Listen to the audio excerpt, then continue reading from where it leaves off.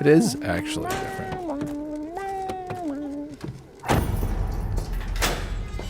Okay, he looks like he is being jailed for those of our auditory listeners. Yeah, in 1978, which he wasn't even alive. Neither was Micah. I thought that we had something good in our hands. In a minute, it just slipped away. So many things I didn't say. Fair enough. Before you threw it all away. Can't see that on the radio, though. I'm okay, but I'm lost and afraid. I really like it. Same. God, such a good voice.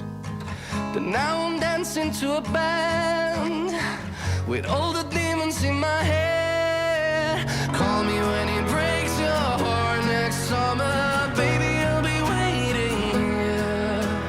Call me when you're all fucked up, my lover, and I'll be there to lick your tears. You had to throw away our love to find out nothing's as good as us. So call me when it breaks your heart next summer. Pause it. If you love letting go.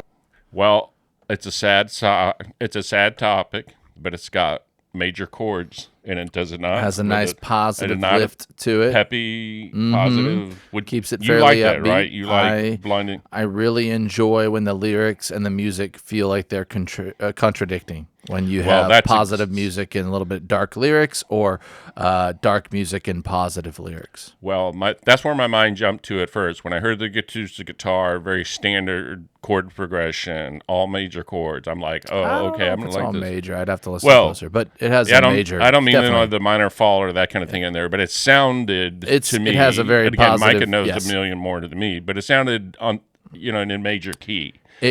Yes.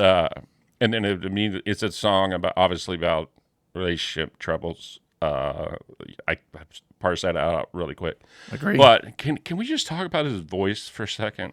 We're gonna have plenty of time, Darren. But a wonderful rock pop voice with a small amount of cry in it, which is hard to do. Cry without raspy, which I think is even harder to do. Yeah. At least as a lay person. But anyway, big fan so far. Yeah, good voice. It's a saying that I heard, but I don't know if it works for me. Yay. So if Glad I you're getting the see you guitar. on my street, I know that it was meant to be. Do you still think of me when you're under the sheets? So does he give you everything? Yeah. And I can see it on your face that you're happy with me. So call me when he breaks your heart next summer. Great hook. I'll be waiting here. Call me when you're all fucked up, my lover, and I'll be there to lick your tears. Rough video. You had to throw away your love to find out nothing's as good as us. So call me when it breaks your heart next summer. For everything I'm doing, Video shot every girl and every drug. to make it like it was shot on 8mm, like old video. It looks at the time period. Call me when he breaks your heart next summer. Baby, I'll be waiting here. Call me when you're all fucked up, my lover. I'll be there to lick your tears. But since you threw away It's a perfect example of letting the song breathe and not overproducing it. Little space. Great breakdown there. next summer.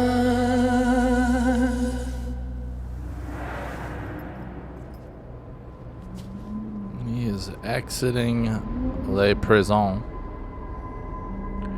He's out of a relationship, jail. He's even got a scar on his face.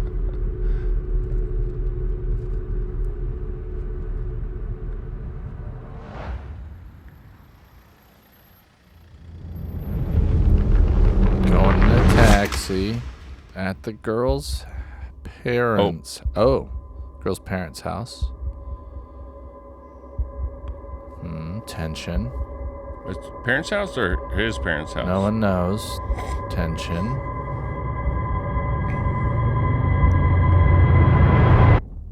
next summer. To be continued. Oh, there's still 56 seconds left. All good. So this 56 seconds of credits? Damiano David, that is the singer. He's 26 years old, from Italy. The band is Måneskin. However, this is his solo work. I do know Måneskin won some version of like American Idol over in Europe several years ago, and that's how they got started. But Micah, your professional music producer, performer opinion is? It is 56 seconds of credits and a music video these days. Cool. Yeah, I think I feel the same as you. It is like pretty typical. There's nothing surprising about the chords or the melody, frankly. But what they do, and I think I talk about this a lot with younger artists, is it's like, hey man, everyone's pizza is just a little bit different because of the way they do something, the way they time it, or the heat, or the temperature, or the way they make their dough, or like the unique part of a lot of popular music today is, not about being that unique, right? It's about him. And so they focused on his voice and delivering that in a way that felt like it landed. So this will be very popular. He is going to do very well with that song and on his next endeavor. Used all the production techniques typical to pop music, a lot of layering with the vocals to add in the chorus and add momentum and the feeling of power. Stripped it down earlier in the verses so it felt more personal and authentic. Put a little distortion or some feedback on it early, so it was just a little bit raspy. So they had these like kind of real takes to it, as opposed to like overly perfected in the verses. This is how you do it. This is cut and paste, and hey, we're not going to create anything new. We're going to let him be new to the public as an individual artist. So they nailed it, as they probably should. Very catchy, very hooky.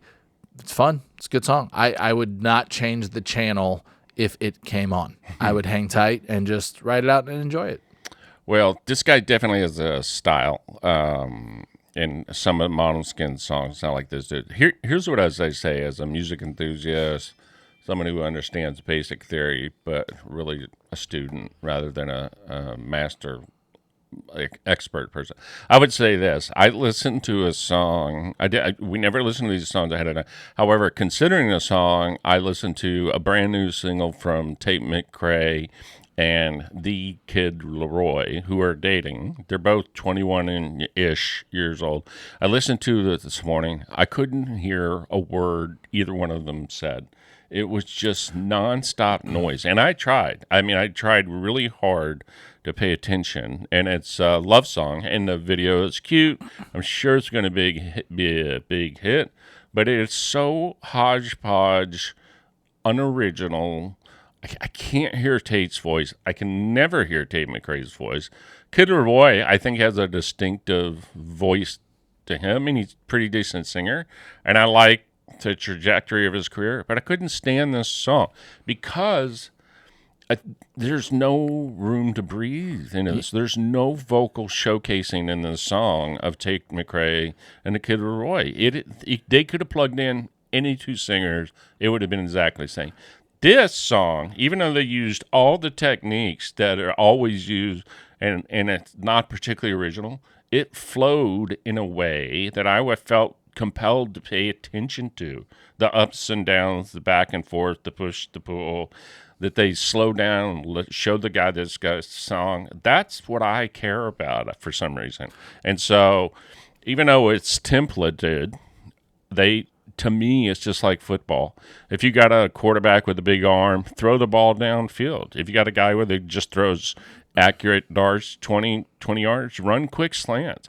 And I think the producers did this with him. He's got a controlled voice that he can push high, he can keep slow, and they built a song around that. And I think that's the sweet spot of commerce in art.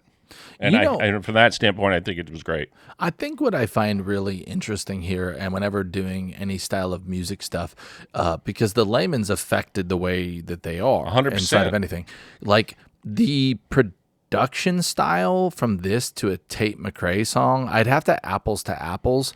It's not. I'm not even sure you could. Well, it's not bonkers different. Actually, is like, and her vocals are pretty much just as front and center, and then he layers. No way I see that. I don't understand that. I just don't. When you explain it to me. Yeah, I'll show it to you. You can't hear how layered and how many different versions of his voice and harmonies are going on in the chorus. Yes, I can. So listen. Yes, I absolutely hear it. Massive. But the voice is the front of the song. So there's lots. Well, it's actually pretty pushed back right there in the back. It's way more in the front and here. There you go. So this is what I would call personal and present. Let's listen to it for a second. Yes. So many things I didn't. Cool. Still Awesome. Not that present. It has a little verb and a little delay, and it also has some feedback or distortion on it. So it's a little gritty, which I think you like. But Yes. that actually makes it harder to hear. When you do that, it makes the definition go away, right? The definition of distortion, right? It distorts things. It distorts it. So it's like not as clean. It'd be like a guitar that's clean or distorted. The distorted guitar might be a little louder, but it's not as clean. I guess what I'm trying to say is... Move it real quick. Yeah. This is just more, not a comment on you, more a comment on listeners. As we go further, listen to how big, and he has ahs and oohs and multiple layers and octaves, and he's got tons of reverb and delay on his voice here. Yeah, believe me, I understand what you're saying. This is not exactly what I'm talking about. I can hear the individual instruments on this song, and I can hear the actual words of what he's saying. With the Kid Leroy Tate McRae song, all I hear is the drum beat. I think all I'm really driving at too is let's do this either on our YouTube channel or later. Oh, let's do it. Apples to apples the two. Yep. And I just want to hear how it's impacting you, because I love that. I tend to believe in this situation that you are more a fan of this artist than them, and so your brain just hears it. Yeah. Your brain just hears it different. I hope that's true. Yeah. I don't think it is, but I hope that's true. I also found this really cool. Not cool, maybe cool, but you might find this interesting as well. Tate McRae was just featured on American Songwriter. Mm-hmm. You don't get on American Songwriter unless you're doing, guess what? Songwriting? That's right. It's not about her songwriting. It's about her production of her No. Yeah. This is another conversation where you were saying that you're feeling Tate McRae is a one-trick pony. And I was saying, hey, I'm curious if she actually writes her music. Well, if you're on American Songwriter, you're writing your music. So anyways. Here come the toxic male comments.